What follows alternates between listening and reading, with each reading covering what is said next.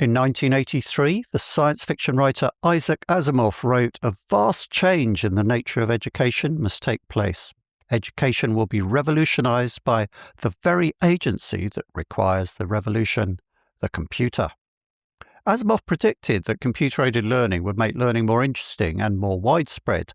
The one-to-one model it facilitates would let people learn at their own pace. Did these predictions come true?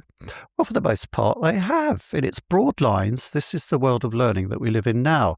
Science fiction hasn't got everything right. Flying cars, jetpacks, and world peace might have to wait a little bit longer. But if it was so much on the money about learning, what else might we learn about the future that we're living in now from this fascinating genre of speculative fiction? Welcome to the Tech Imaginarium. Join us as we explore how science fiction made the modern world.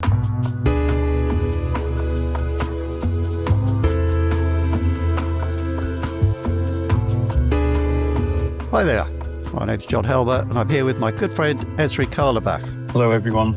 Ez and I got together to create this 6-part series of podcasts on science fiction and technology. I'm really interested in science fiction, but full disclosure, Ezri knows a shed load more about it than I do. Mariana, tell us about our co-host. Hack Facts.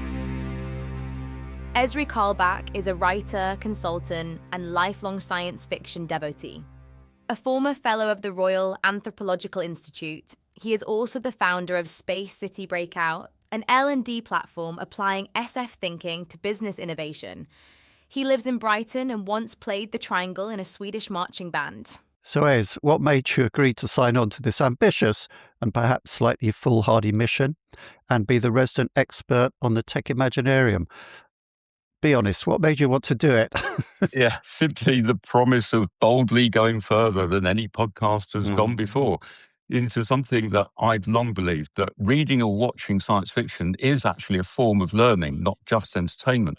It strengthens the imaginative capability and can help improve problem solving and open up more possibilities in any given situation.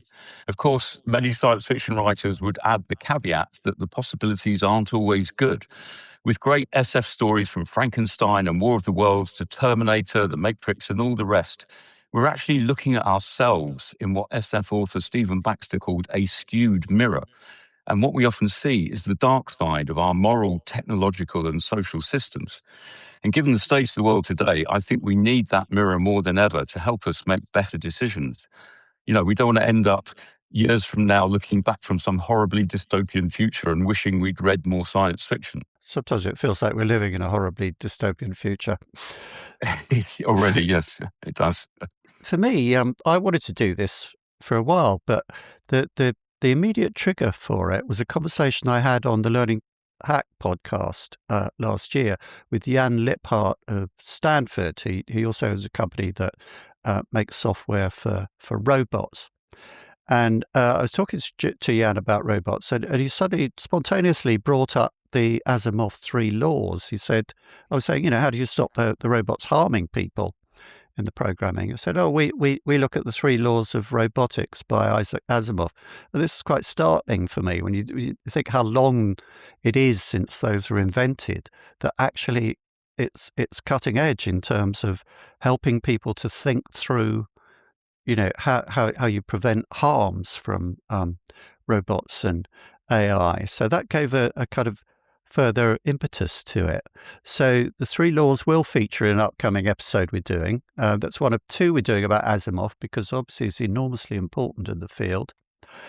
Altogether, we planned 6 episodes in this current season. Ezri, can you give us a quick rundown of what we're covering and what people can expect? Sure. We've got a lot of amazing stories to share, although we only have time really to scratch the surface of the science fiction legacy.